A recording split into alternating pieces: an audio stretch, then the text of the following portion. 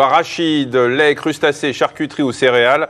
En France, les allergies alimentaires touchent près de 6% des enfants. Alors si certaines s'atténuent ou disparaissent avec les années, d'autres vont persister. On estime que 4% des adultes vivent toujours ce type d'allergie.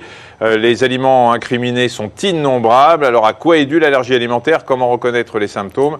Que faire en cas de crise? Avant de répondre à toutes ces questions avec nos invités, le professeur Thévenet va vous expliquer ce qui se passe à l'intérieur de notre organisme. D'abord, il faut savoir qu'une allergie alimentaire est une réaction d'hypersensibilité à un aliment ou à un additif alimentaire. Alors quel que soit le type d'aliment, tout commence généralement par une phase de sensibilisation qui correspond au premier contact de l'organisme avec un allergène. L'allergène, vous allez voir apparaître ici en jaune. Notre système de défense déclenche alors une cascade d'événements. Certaines cellules immunitaires, les lymphocytes B, que vous allez voir là, je crois, en bleu, vont produire des anticorps spécifiques qu'on appelle des immunoglobulines E, qui sont en violet.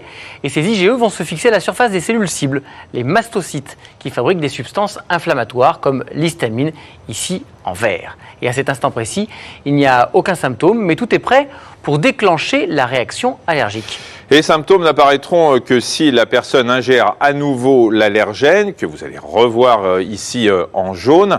Les anticorps qui avaient déjà été produits lors du premier contact vont le capter. Ce contact est perçu comme un signal et va déclencher la libération par ces mastocytes, ce que vous voyez ces petites boules vertes, d'une substance inflammatoire, l'histamine. Et c'est cette libération qui va provoquer les différents symptômes de l'allergie alimentaire. Alors heureusement, le plus souvent, les signes sont légers, des petits picotements sur les lèvres, des démangeaisons, des éruptions sur la peau.